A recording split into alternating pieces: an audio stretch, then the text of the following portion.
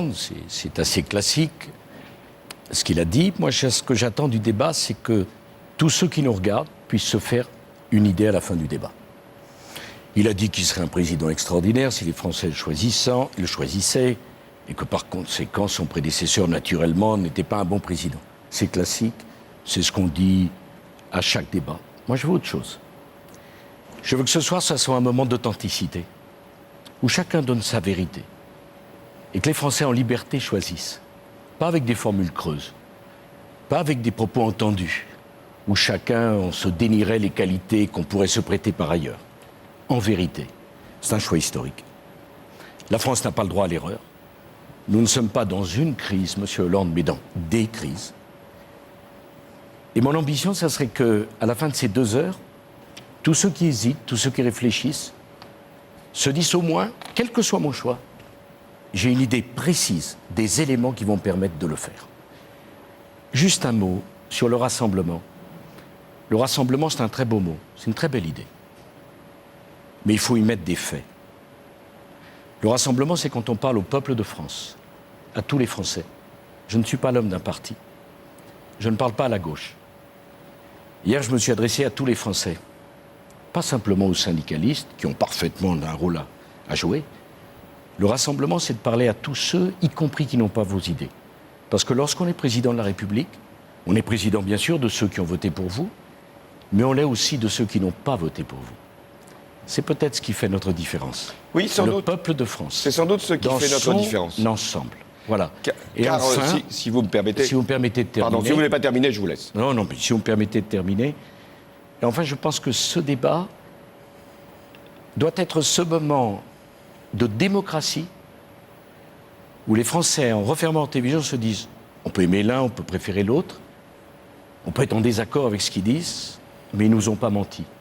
Ils n'ont pas joué l'esquive. Ils ont été vrais. C'est ça notre défi, M. Hollande, être vrai. Oui, chacun aura sa vérité et chacun sera authentique. Je n'imagine pas que vous feindrez et vous ne pouvez pas penser que j'esquiverai. Donc, nous nous parlerons face à face, directement. Nous nous dirons les choses, sans qu'il y ait quelque chose à cacher, à dissimuler. Mais je veux revenir sur le rassemblement, parce que je pense, comme vous, que c'est une notion essentielle pour notre pays. Et si vous avez le sentiment que pendant 5 ans, vous avez rassemblé tous les Français, vous ne les avez pas divisés, vous ne les avez pas opposés, vous n'avez pas montré celui-ci du doigt, celle-là de certaines distances, alors je vous donnerai quitus. Mais je sais que les Français ont eu ce sentiment d'avoir toujours à être soumis à des séparations, à des clivages. Moi, je parle de mon côté. Je suis de gauche. Je l'assume. Vous êtes de droite. Vous pouvez l'assumer ou pas. Mais au-delà de ce qu'est notre appartenance politique, nous avons le sens, je dois avoir le sens de la réunion, de la réconciliation des Français. Moi, je ne distingue pas le vrai travail du faux, les syndicalistes qui me plaisent et les syndicalistes qui ne me plaisent pas, les organisations patronales que je veux préférer ou d'autres. Non, je n'oppose pas les salariés du privé ou du public. Je n'essaye pas de savoir qui est né ici, depuis combien de générations, ou qui habite là, parce que je pense que nous sommes tous Français et que nous devons nous retrouver dans le même effort, dans la même unité. Et donc, les Français apprécieront, vous, à partir de ce qu'est votre bilan, et pour ce qui me concerne, à partir de mes propositions. Alors vous répondez, puis on va peut-être passer au sujet économique. Vous savez, M. Hollande, j'ai une preuve à vous donner de cet esprit de rassemblement qui m'a animé pendant 5 ans. C'est qu'il n'y a jamais eu de violence pendant les 5 ans de mon quinquennat.